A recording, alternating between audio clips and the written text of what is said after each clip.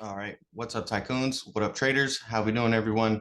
Amazing PPI report came in today, and we can take a look at the futures and see that the futures are up massive, right? Look at that big green candle right there, right at 8:30. Okay.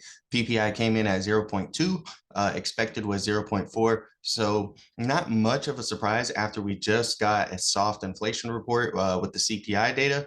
A lot of times CPI and PPI can be closely correlated.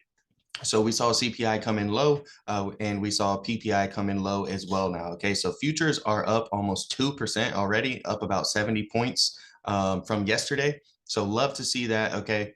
Now, if we go into the Discord, right, you can actually see what plays that we're in. And me personally, I didn't want to go too heavy into these catalyst plays, right? So I got fuel cell right here. I got the 3.5 calls, and then I got a very cheap hedge. We'll take a look at fuel cell right now.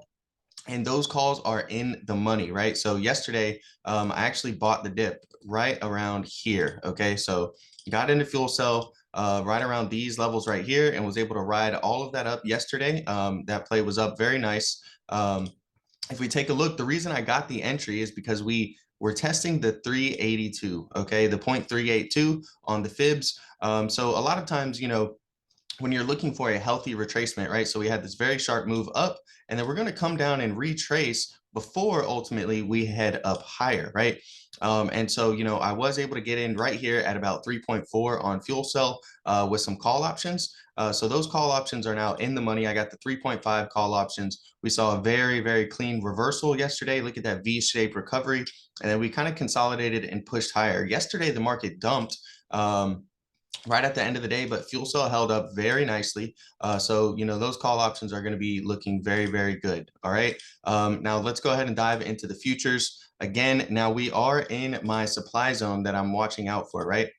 So it's going to be this area here, right around from 40.30 to 40.50. As you can see, we really pushed up into there. We had a slight resistance level, but, even if we zoom out a little bit, we can see, and let's just go to the 15-minute chart to make things a little bit easier. But we can see yesterday, we're really just respecting the zones very well. Okay, we'll go ahead and maximize the screen real quick and take a look at the futures. And, supply and demand is a very, very key thing to look at, right? And I mostly chart them on the futures.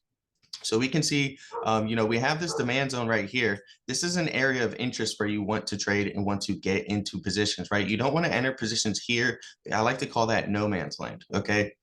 Where you don't really have a good thesis. There's not very good risk to reward ratio entering in these zones, right? What you want to look for is zones of imbalance, and that's going to be these two, right? So we have a demand zone where we're looking to see if there's possibly going to be a demand imbalance, and that imbalance is going to push the price higher, right? When they're in agreement, that's when you see things just consolidate and move sideways because buyers and sellers are agreeing on the price for the most part, and there's about an equal amount of buy and sell orders. With demand and supply zones, what you're going to do is you're going to put yourself in position to enter in, right, in those areas where imbalances form. That's really, really going to help you guys out a lot.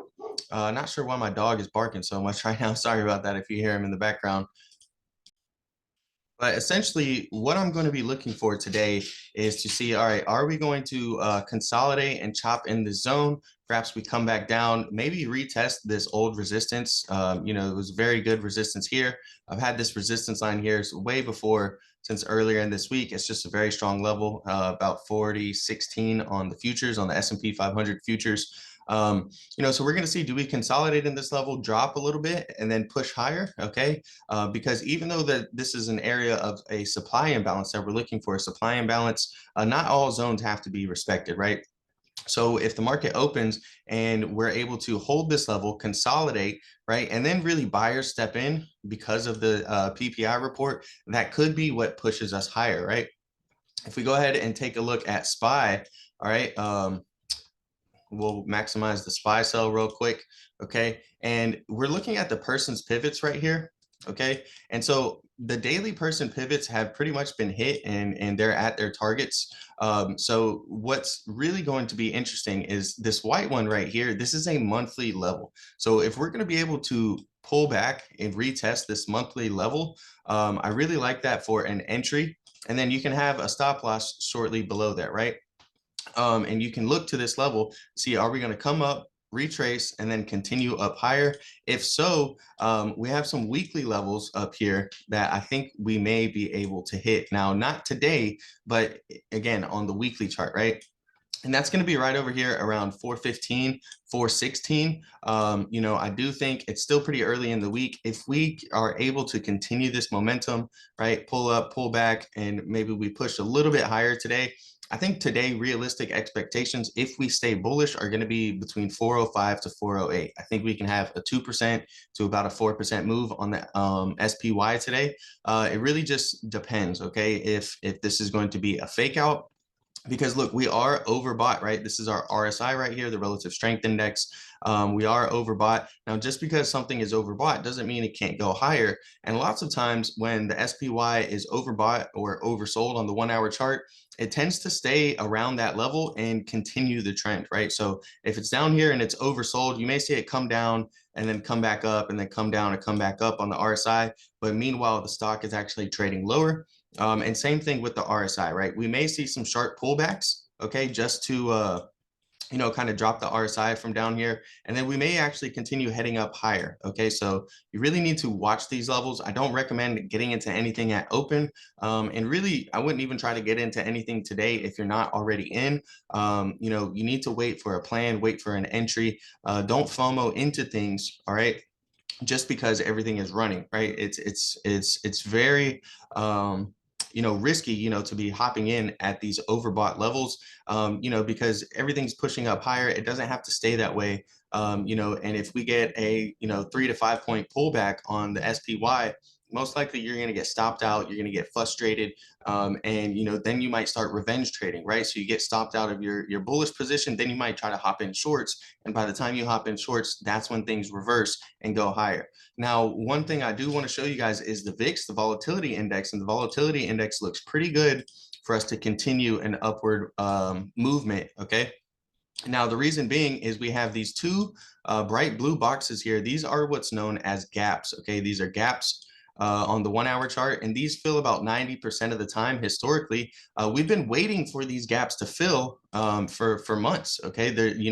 This big gap down here on VIX has been here for months and months, and we know in the Discord, right, as VIX drops, the SPY goes up, right? Typically, right now, there's not always going to be a 100% correlation, but if we look on our DMI right here, we can see that sellers are in control. Okay, and we have our middle Bollinger Band right here as some resistance. There's a support at 23.28. If we break that support, okay, we're most likely going to come down and fill this gap down to about 22.6 on the VIX.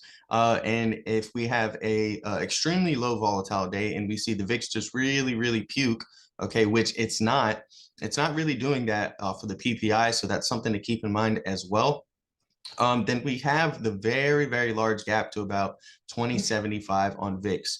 If we can see that fill, the market is really going to go up a lot higher, and that's when we might be able to see those 415 levels on the SPY. So just wanted to break that down for you guys, give you guys a quick update on why the market is pushing higher. We did get a good, PPI report. It came in soft. That's what we wanted to see in the market.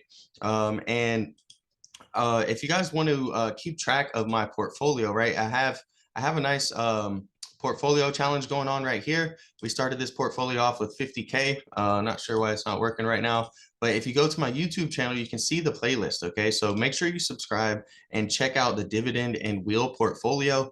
That portfolio is up over 20%. I'm sure today it's going to be up very nicely after this PPI report, the catalyst. So we can see, yeah, it's up 23%, right? And you guys will be able to just keep track of what positions I'm buying, what positions I'm selling, what options I'm selling on here, because I am running the wheel strategy. And then, you can take a look and just see, what positions I'm up on, what positions I'm down on, right? I have some losers down 26%, but notice how that percentage of the portfolio is very, very small. Look at what the biggest position in my portfolio is, and I'm up the most on that, 78%. Guess what it is? It's the oil and gas ETF. It's Gush. Okay. Now, the reason being, I got into this one in the beginning of the year because of all the headwinds that we were facing, right? And energy was going to be a really good inflation hedge. Because then energy prices would keep rising, and then that's going to cause the energy companies to report, even greater profits on their earnings, right? And we can see that if you've been keeping up with the energy stocks have been really outperforming the market and also posting record-breaking profits, right? And so I'll be dropping at least like one video a week on the portfolio, on this portfolio. We are up to over 60K on it. Today may be the day that pushes that portfolio up to closer to 70K. So if you want to keep track of that, make sure to subscribe to the channel and then check out the playlist right here, the dividend and portfolio and wheel portfolio playlist. I've got many playlists on here. I cover stock analysis, I do crypto analysis, and I just started the dividend and wheel portfolio. And then I have some strategies and tutorials as well. Now, if you guys want to join the Discord where you can gain access to all of our call outs, right? We have the tycoon analysis as well, where we'll basically be posting everything, like for instance, that fuel cell entry yesterday, early in the morning, right? I'm going over and I'm saying, all right, we're testing the 382 right here. We're super oversold on the small time frames, right? If we look at the 5-minute RSI, super oversold. It's below 20. Okay, we look at the 1 hour, we're clean right here, coming down, testing the 0.382 retracement level. That's a very key level for retracements and support. We're going over that in the Discord, 9:48. Then I'm posting the daily chart saying, hey, look, it looks like a cup is forming. We're going to be watching to see if we get a cup and handle, right? Here's our cup. All right. And then this is the beginning of our handle right here. And we're looking for a breakout to the upside. Today could be the start of that breakout. So, and it's not just me in there. We also have the admin members, right? We have Buddha on here, updating SPX. We have Tycoon Leon updating everything from DXY all the way to SPX, ES, to the VIX, to DIA. We really just cover it all in there. And there's tons of rooms, tons of intel in here. So you can come in here, you can see large institutional sweep orders, right? That's something that most people don't really have access to. We have crypto signals, we have crypto breakouts. Crypto has been a very brutal environment with the whole FTX situation.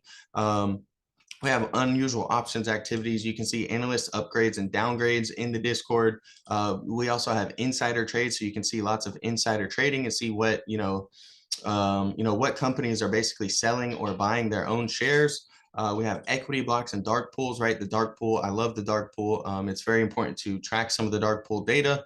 There's really just a lot of resources in the Discord. So if you want to join and be part of our private trading group, use the link in the description. And if you use code Zackley, like the channel name Zackley Trades, you'll get a discount on your membership.